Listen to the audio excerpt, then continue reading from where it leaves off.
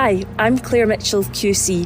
Welcome to the Witches of Scotland podcast. I'm a lawyer who specialises in miscarriage of justice cases, and we're bringing you this podcast because we want to tell you about the women who were accused, prosecuted, convicted, and ultimately executed as witches in Scotland. I'm Zoe Venditozzi, and I'm a writer who's always had an interest in the witches, and I feel that this dark mark against Scotland needs a reckoning. The campaign Witches of Scotland wants three things. Firstly, a pardon for all those convicted of witchcraft. Secondly, an apology for all those who were accused as witches.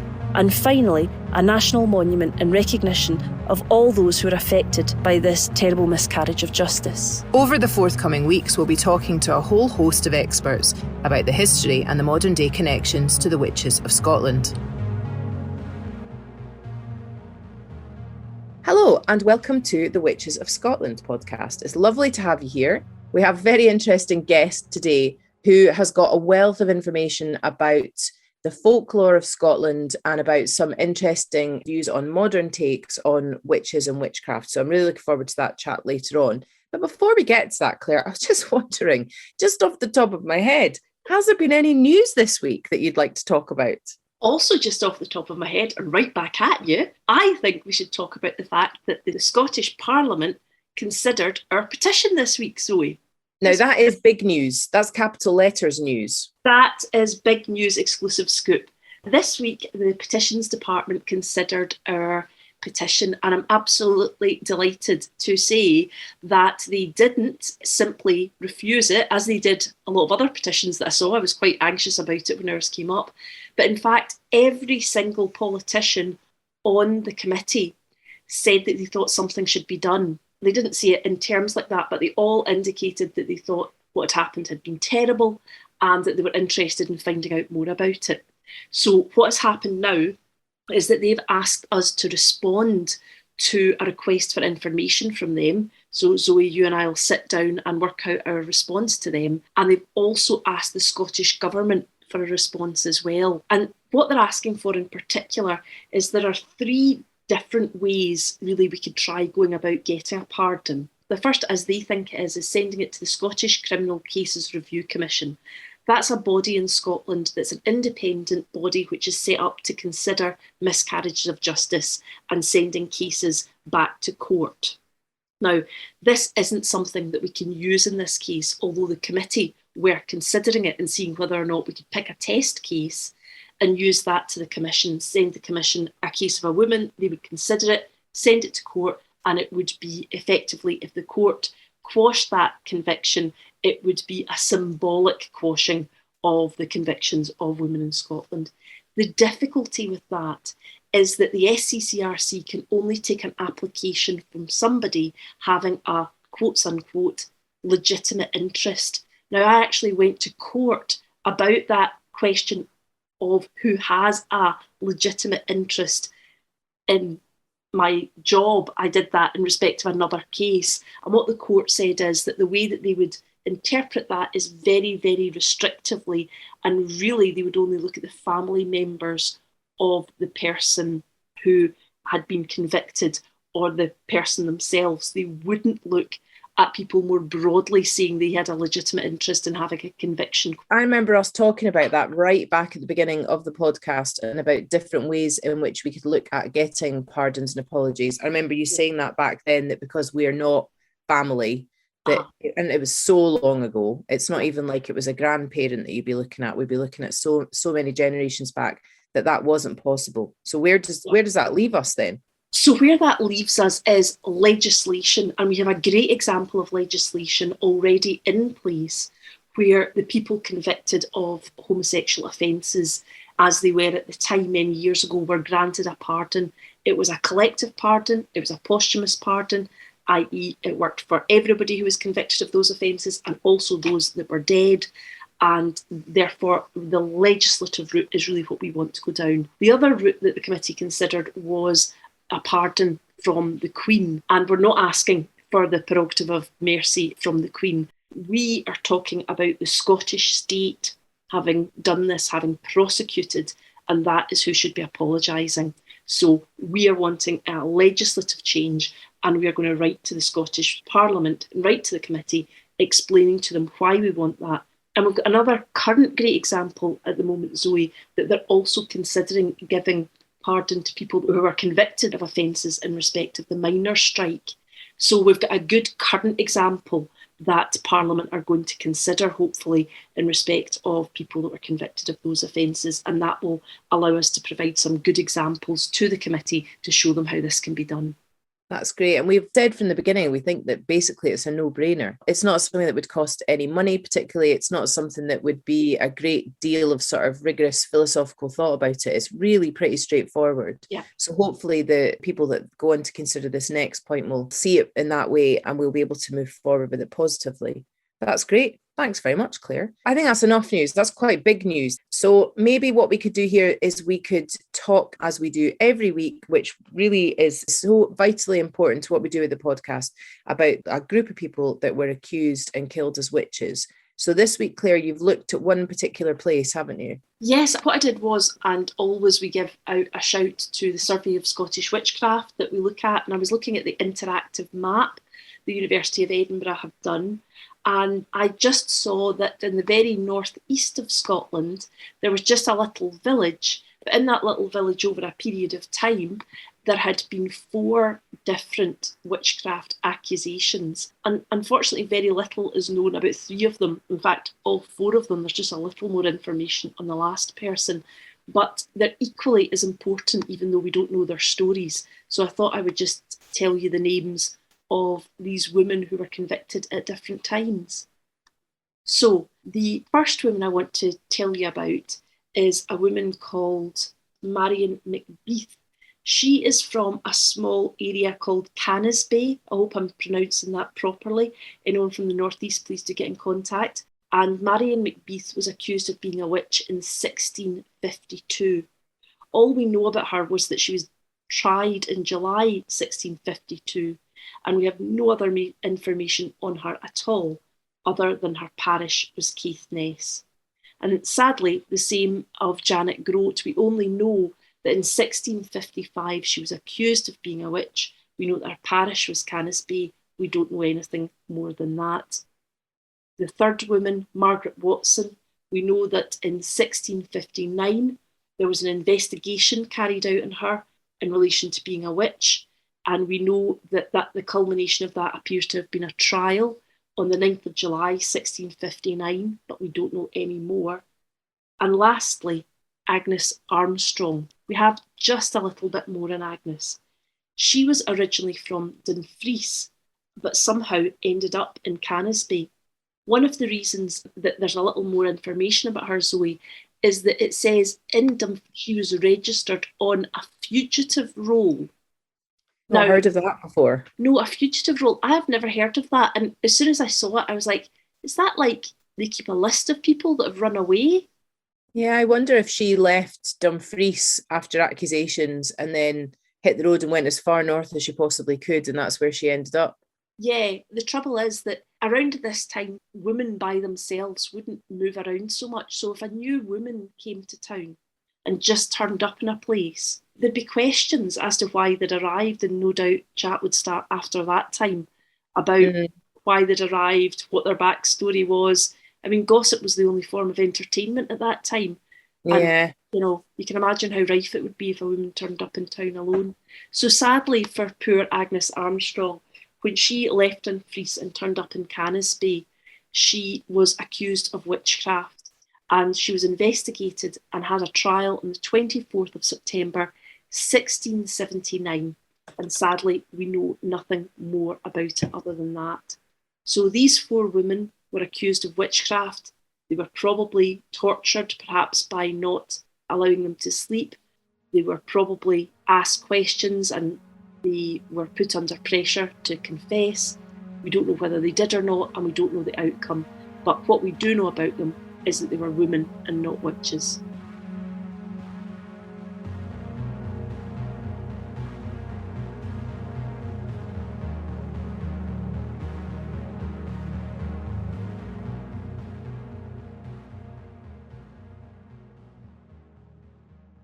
Our guest this week is Jennifer Wight. We first met her online where we saw her making some really astute comments on different forums and social media.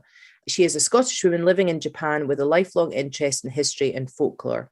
She incorporates Scottish folk practices into her life there in Japan where possible. So, for example, seasonal things like observing the Gaelic quarter days, but being out with Scotland does limit things a bit for her, given how tied to the land much of Scotland's folklore is. Her personal beliefs and practices are a mix of animism, something prevalent in Japan traditionally too, and some aspects of Christianity.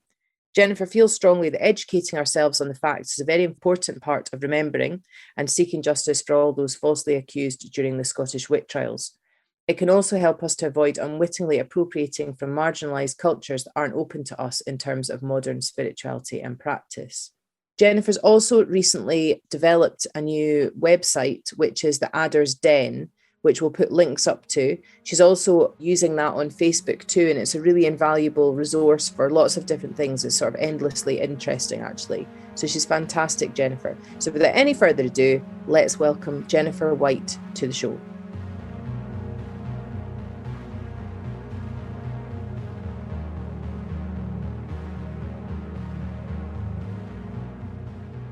I'm really, really pleased today to have our guest on. We first came across her on Facebook and thought that she had lots of really interesting, accurate things to say. So we are very excitingly talking to our guest all the way from Japan today. I mean, we're not in Japan. No, sadly, we are still in Scotland. I mean, lovely place and all that, but come on, we need to get going. Anyway, that's aside. So I would like to welcome to the podcast today, Jennifer Wight. Hi, Jennifer. Hi Zoe, hi Claire. I'm really excited to be here. I've been a long time listener to the podcast. So yeah, when you got in contact over Facebook, that was actually really exciting for me too. Oh, that's great. Well, maybe the first thing we could do is, could you tell the listeners really what your background is and why we've asked you in particular onto the podcast today? Well, in terms of meeting over Facebook, first of all, I'm involved in a group called Scottish Cunning Ways. I'm just one of the admin on it rather than the creator. The creator is Ash Williams-Mills. And this group is all about kind of Scottish folklore, Scottish folk magic, Scottish folk traditions. And that also does cross over into witchcraft and witchcraft beliefs, what they are traditionally. So it's kind of solely based on history, historical evidence, folkloric evidence, that kind of thing.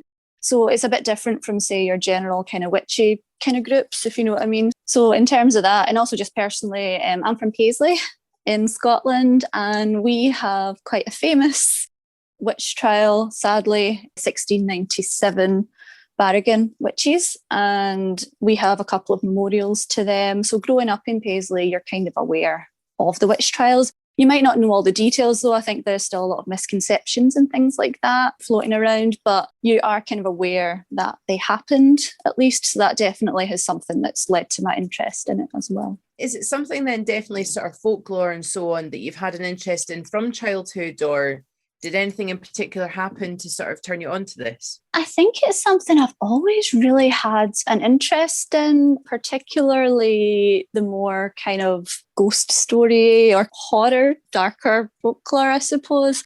Ever since I've been a child, I've been fascinated by ghost stories or stories about banshees or like those kind of traditional fairy stories or even witches and things like that, I suppose. So yeah, I don't really remember anything particular happening. I think it's just been an interest that's kind of grown over the course of my life. And you find yourself now being admin on this group. What is it really about the witches, I suppose the Witches of Scotland? What brought you to an interest, rather than in the folk side of things, to the actual stories of the women? For me, I think it was on kind of my own learning journey, if this makes sense, because I obviously also had my own misconceptions or my own things that I didn't realise. You know, I used to believe that, oh, maybe they were pagan, or oh, maybe they were all healers and midwives, or do you know what I mean? Like, I used to also kind of think that that was the case. And it wasn't till I really started looking into the actual folklore and things like that, I was kind of like, wait a minute, that's not actually matching up. And just the more I read, the more I looked into it. I did get involved in that group just as a normal member, and I learned a lot there, and I learned a lot from various other sites and things like that as well. And it was just like a kind of gradual thing, like, oh, wait a minute, this isn't what I thought it was. This is quite different. So that just made me want to look into it more and more. I take it, like we've spoken about as well before, you never get any of this sort of thing in history?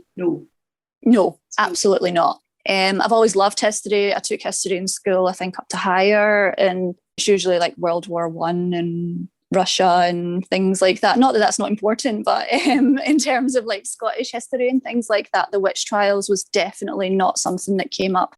Or even just religion or the Reformation or any of the sort of things that kind of feed into that. Interesting that you grew up in Paisley. And if I was a teacher in Paisley, I'd be thinking, oh, this is a really great local learning angle. You know, we can take the kids to look at things, and it's such an important focus. Maybe it's different in Paisley now, though. Yeah, it might be changing now. I think there has been a lot more awareness, and that kind of Renfrewshire Witch Hunt charity from the Women Are, you know, that organisation, I think they've been trying to do more things. They're very strong and they're really organised and they get a lot of interest. So I would hope now things are a bit different. If you're growing up in Paisley now, you'd have a more accurate sense of what happened and maybe Scotland's part in that history.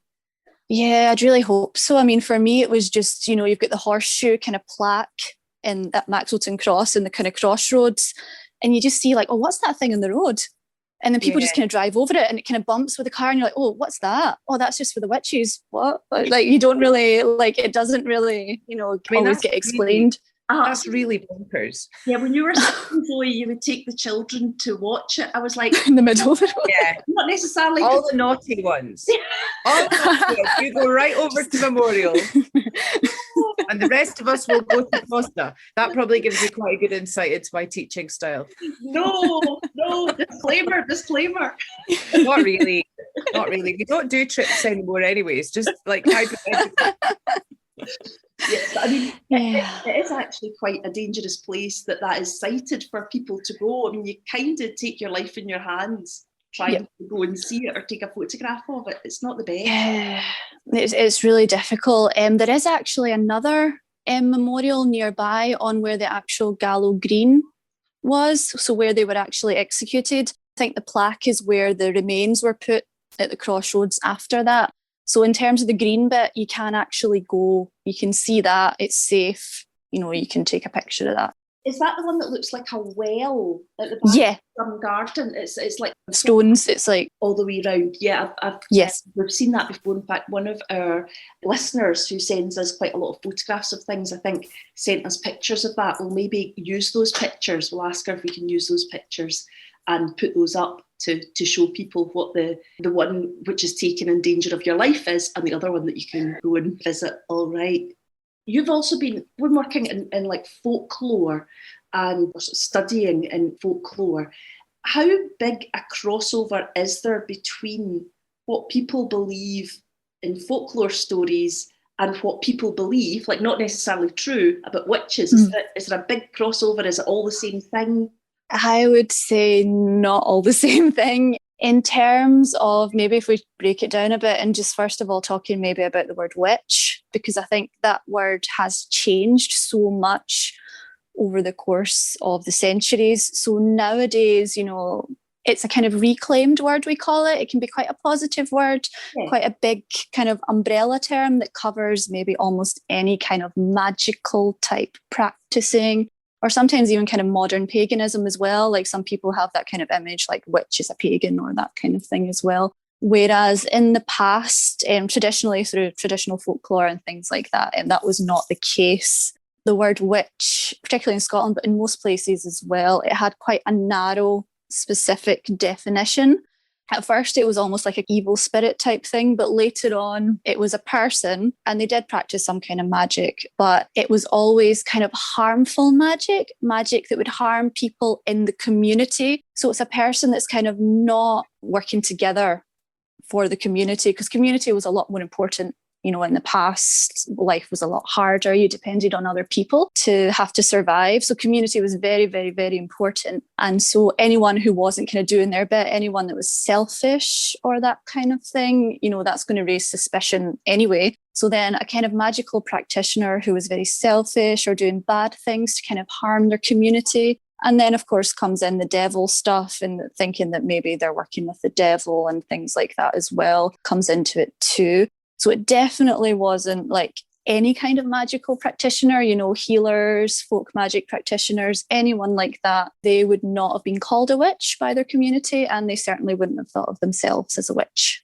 We've found that very, very interesting dividing line between what were called charmers, who would sell you charms or would sell you a love potion or something like that, which I don't know if my understanding is right, but they were not divining their power from the devil. But what marked out a witch was that a witch was divining her power from the devil. She was the handmaid of the devil and therefore did bad things. Whereas charmers would help you, can you do something to help me get a good crop? Can I do a charm for that? And so there's this really, really strange line that people who were charmers managed to continue to do their work to a degree. But then if someone said, no, you're in league with the devil, you would be seen as a witch. But essentially, both of them might be doing the same sort of things. Or, of course, in terms of witches, some women might not have been doing any charming at all.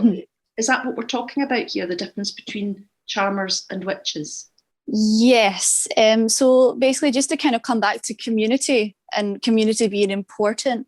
And I would say that whatever people are doing, in their magical practice, in terms of that, if it's helping the community, it's helping people in the community, it's healing people, it's protecting the community against bad or evil influences, whatever it is, then that sort of person would not be considered a witch. They would not be considered someone who would be in league with the devil. So if you're someone that's useful to your community, that's helpful to your community, then what you're doing would not fall under witchcraft. And I would maybe also point out just now, another modern thing with magic, people talk about, say, this is, good or white magic. This is bad, black magic. So these are the tools for this. These are the tools for that. And they're always neatly divided.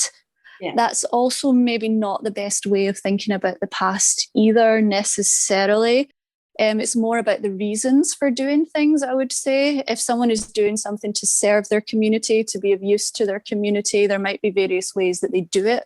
But as long as they're serving their community, they would not have been considered a witch. They wouldn't have been considered evil by the common people. Is this during the time of the witchcraft trials? Is this pre-witchcraft trials? Is this for centuries beforehand? Is this the whole history of Scottish folklore and magic? It does go back. It does seem to go back a lot into history. And it is something that you also see even in places like the Highlands and the Islands where the witchcraft trials really didn't take that much of a hold. There still is the idea of people who are doing magic and things like that for their community. And there's also people who are not, people who are harming the community and kind of away, to the outside of their community. They're not helping and they're not good people. Even if they didn't think the solution was to hunt them down or put them through a witch trial, they might just shun them. But that certainly is the kind of folk belief, the folk culture. When it comes to the witch trials and the witch trials in Scotland, the elite or intellectual type people, especially the people with really kind of Calvinistic type of thinking, they started to try and bring in this idea that any, magical practitioner was in league with the devil. It didn't matter if they're helping people or harming people. Their argument was it was all coming from the devil. They're taking attention away from the church. So that's where you should go to get help. So it's all evil. It's all bad. And what makes Scotland as well unusual is that actually went into the law.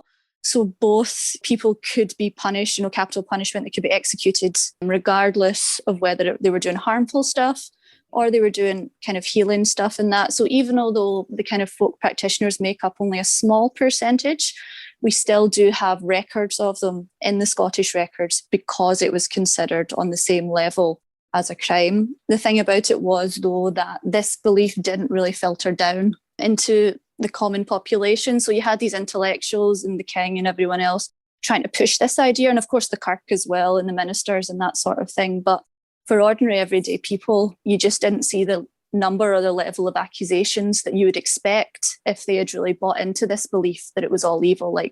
most of the time they just couldn't understand it. Like, this person helps my community, how could they be in league with the devil? It just doesn't make any sense. And you can see why the church would be like, no, we want the monopoly on this. You come to us and we will show you the right way, and God will keep you safe. And you shouldn't be going to third parties to try and find any kind of safety or security. We'll give you all that. I mean, it makes sense from the church's perspective to try and say, oh, this is all the one thing and it's all bad. But you can also then see why the locals will be saying, well, you say that, but in fact, I would quite like to, have a spell to keep my sheep and goat safe, or a love potion or something of the likes. So you can definitely see why people would think, well, if there's no harm in it and it's not bad, why can't I just keep doing it? Exactly. And we even get cases, like there's a case of Alexander Drummond, and he was a kind of well-known kind of folk magic practitioner type person. And when the local minister kind of went after him to accuse him of this sort of stuff, his local community kind of rose up and protested it. They liked him. They didn't want, anything to happen to them, though sadly they weren't successful. So he was from Auchterarder. He got moved to Stirling, and then he got moved to Edinburgh, where he was sadly executed by being strangled and burned.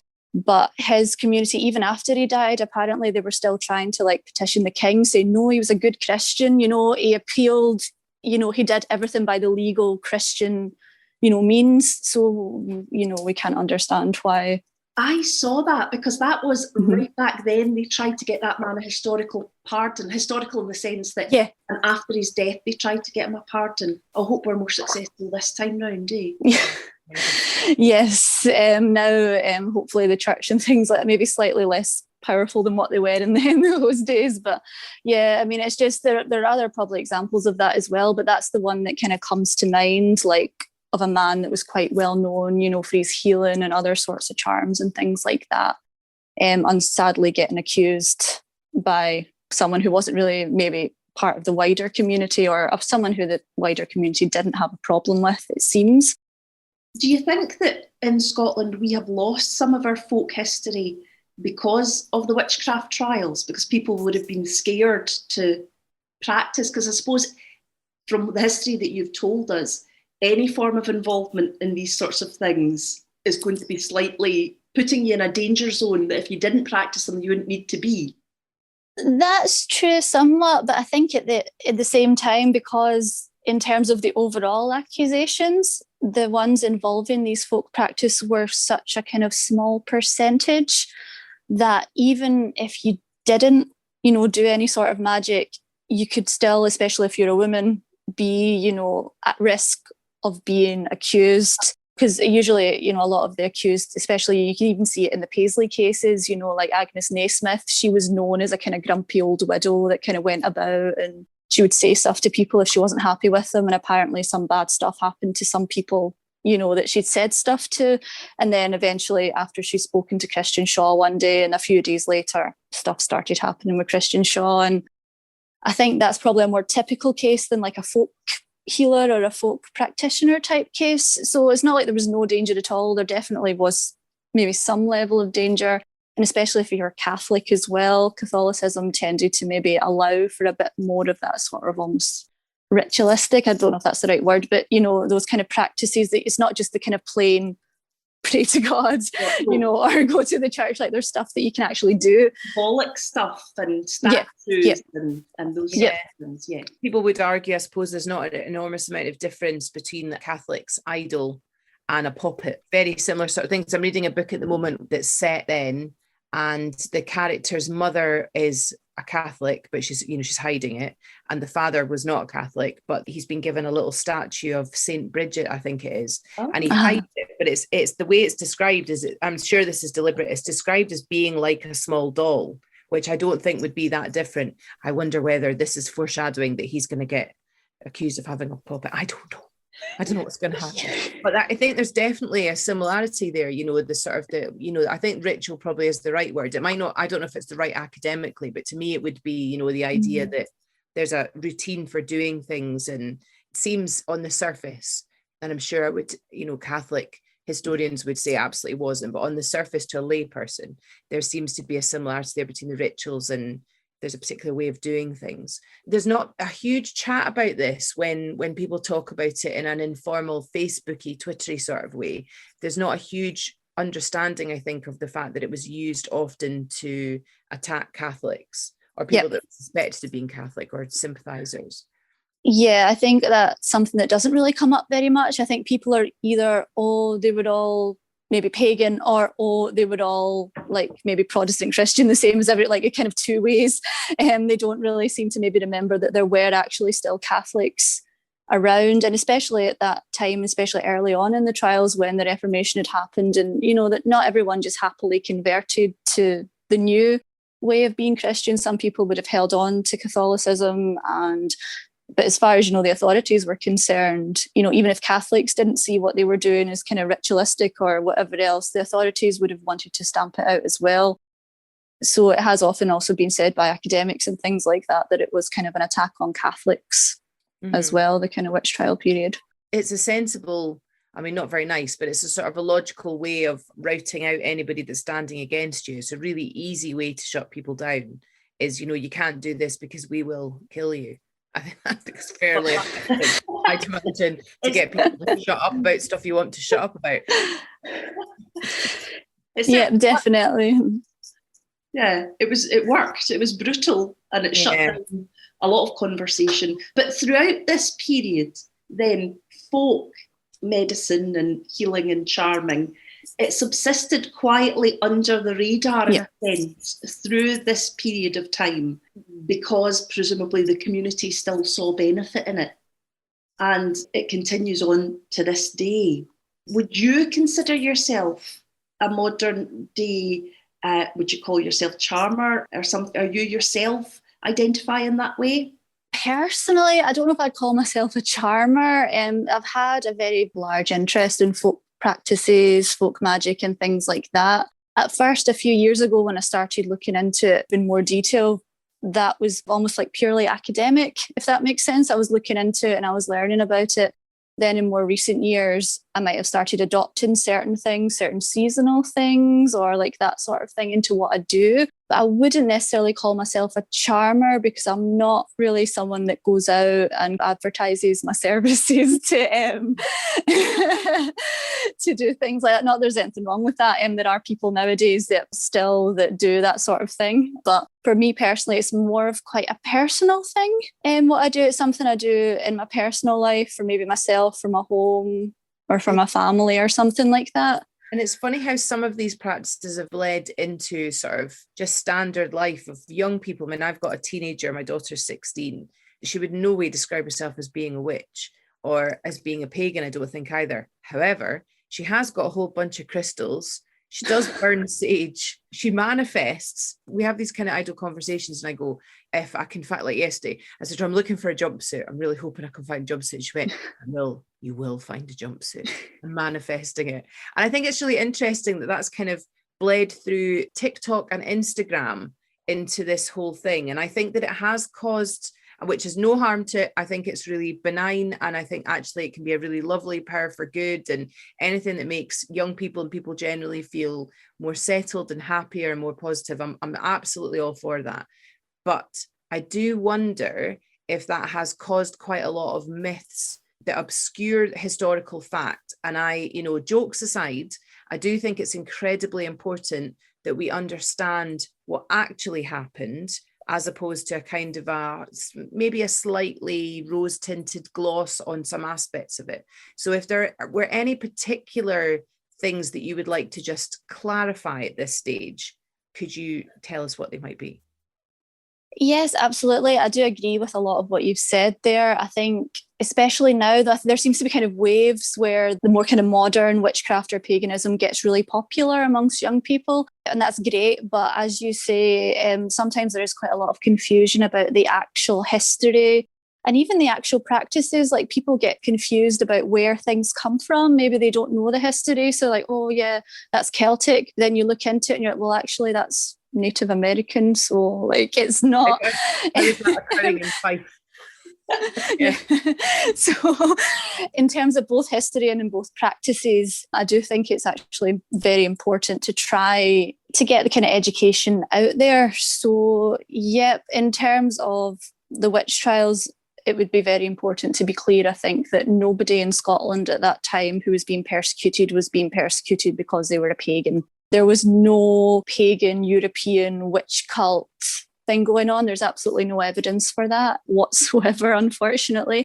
It was pushed quite a bit, in the 1950s and so on, but it is not something that we do have any evidence for. So that's one kind of misconception people tend to think of. Oh, it must have been pagans that were getting persecuted, or, oh, I'm a pagan now. That's the same as what my ancestor who was killed for being a witch, that's what they must have believed.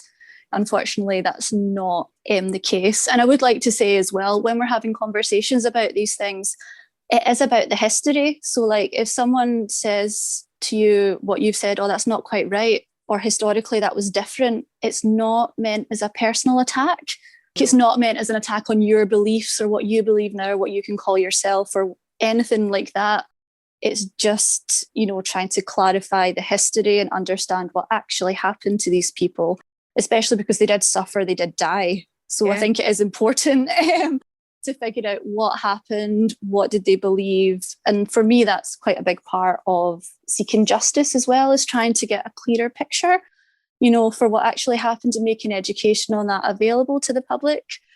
So I do think things like this podcast is actually really good, because not everyone has access, to academic journals, or can be buying, textbooks or loads of things like that. So this kind of information, it's not always as accessible to the public. So I do think it's important to have these conversations. And also, as I say, if you are a pagan now, if you do call yourself a witch now, that's great, that's fine. But when we're talking about different historical definitions and things like that, please don't take it as a personal attack. It's not at all. There just isn't a historical connection, and that's factual. That's yeah, exactly.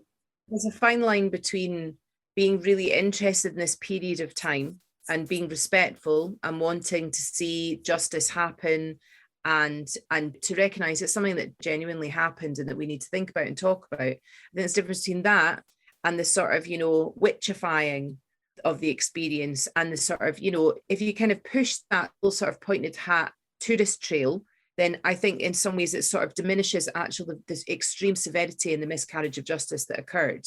We obviously will make a joke and we'll laugh about things at points during the podcast, but I think that it's very important that we keep coming back to the fact that this has been historically researched, it's being historically researched. There are documents that are there. People are doing really good, hard work to find out the facts. So let's stick to the facts. And there's enough material to work with. We don't need extra bits to kind of sort of semi-glamorize it in some ways. I just think it does those people that were charged, and those people that's lives were ruined, and those people that were executed, it does them an enormous disservice to rewrite the history that's there. So I think that's very important.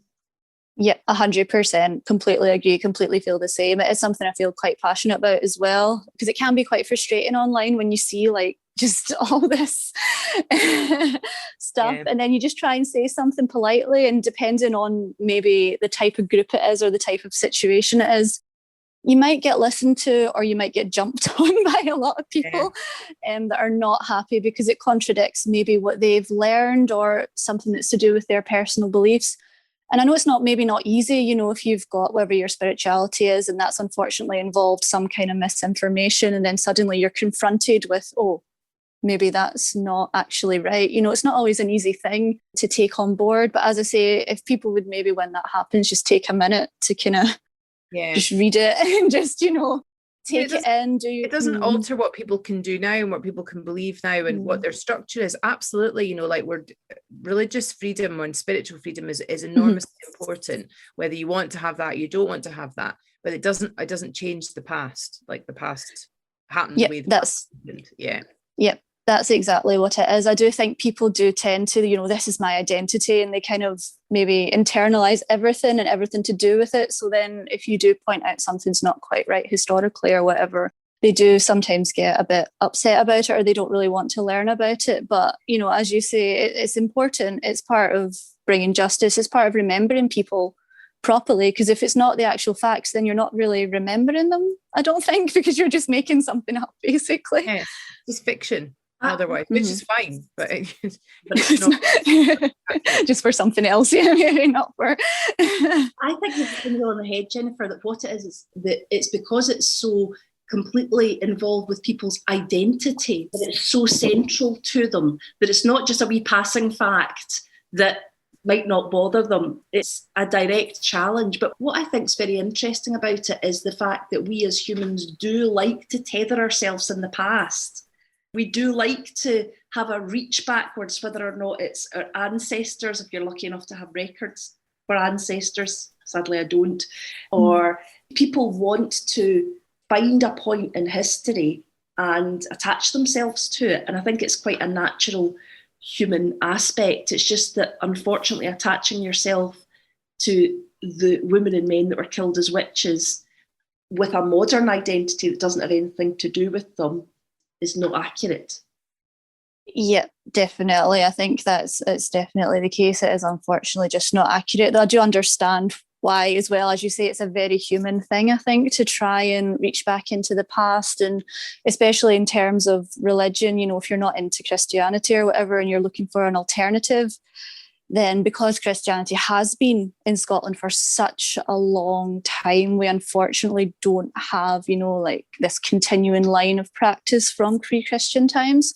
So we're really relying on archaeology mostly, and maybe the odd kind of written records that were written down by Christian monks. So not even, this was after, but they're just, recording stuff about that. So we're just trying to piece together things like that if you are trying to reconstruct it. So there's no easy way. Like, you can't unfortunately just Google or go on TikTok and be like, oh, this was what our ancestors believed, this is, just do this and you can be exactly like them.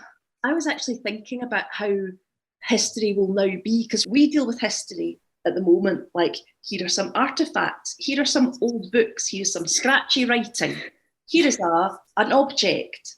But in the future, our history will be all digital and people will be able to see exactly what we're saying, exactly what we're doing. Maybe hundreds of years in the future, someone will be listening to this podcast. Hi, guys.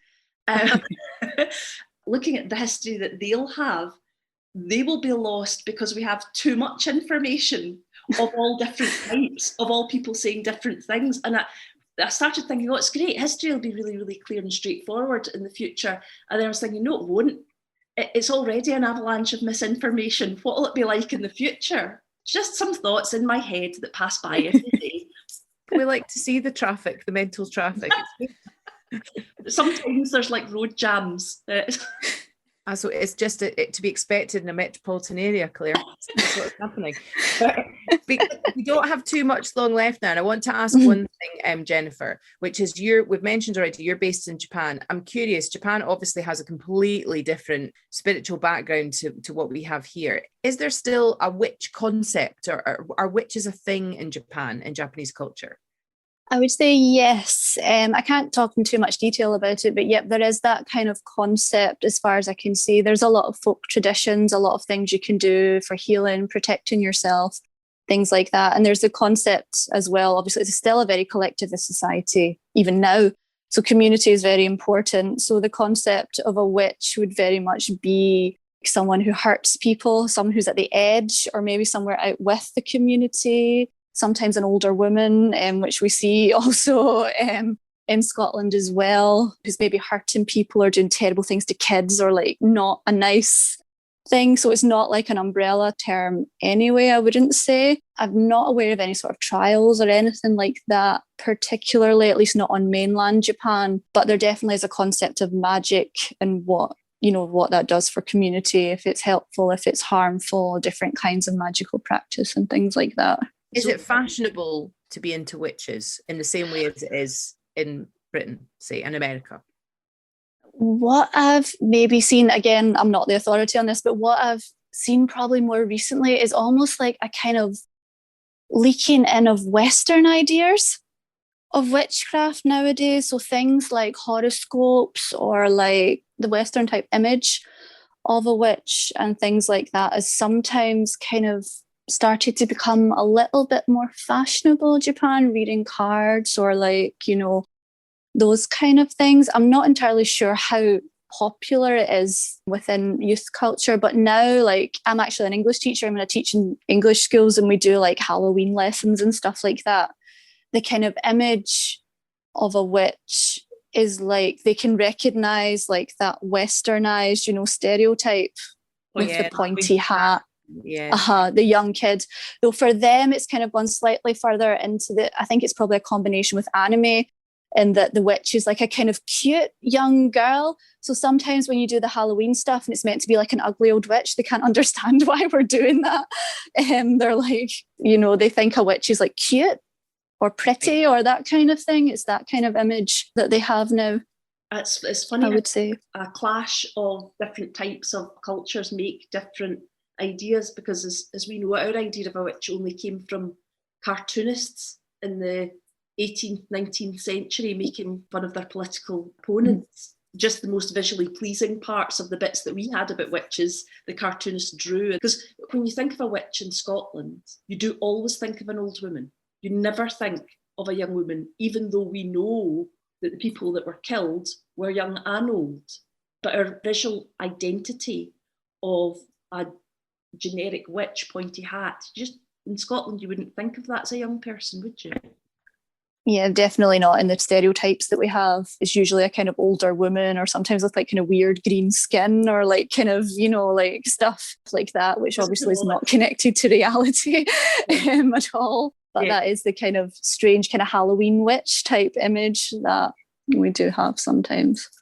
Well, Jennifer, it's been really great to have you on. It's really nice to make a connection with you in the sort of real world. It's still not quite the real world, but it's a step on from Facebook. But it's been really great to have you on. We'll put links up to explain a wee bit more about who Jennifer is. And also if they want to go and have a look at the group that she mentioned on Facebook, which has got lots of amazing and fascinating facts, and I think we just keep coming back to that again, that it's all about historical research and accuracy, because as we said, there's enough to work with. We don't have to make stuff up for it to be incredibly fascinating. So Jennifer, thank you so much for joining us today all the way from Japan. Thank you so much for having me. It's been really exciting to come on. It's been really nice to talk to you both as well. Oh, it's lovely. We also really appreciate the myth-busting work that you do. So we're really glad that you're doing it. So keep up the good work. Yes. Thank you. You too. Keep up the good work. I'm excited to listen to your next podcast when it comes out.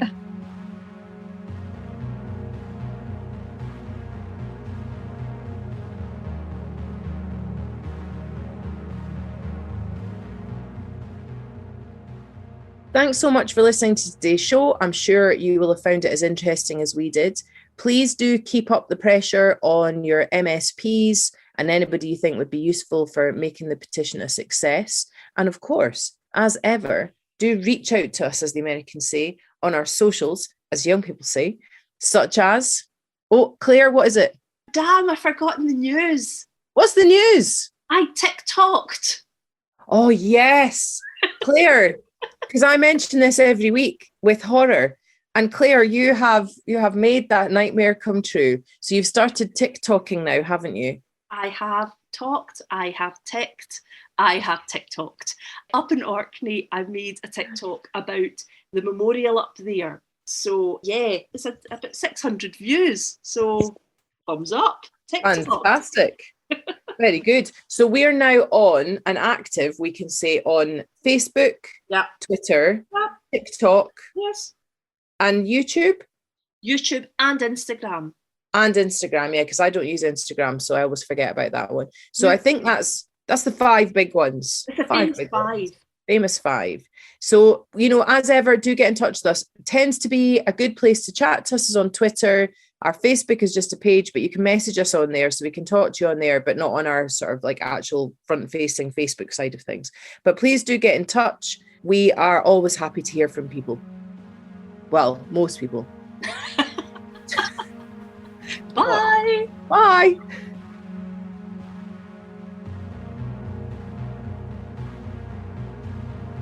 If you'd like to learn more about the Witches of Scotland, please subscribe wherever you get your podcasts. Sign up for our mailing list at www.witchesofscotland.com to keep updated with the campaign. On that site, you'll be able to find how to link with us on Twitter, Facebook and Instagram.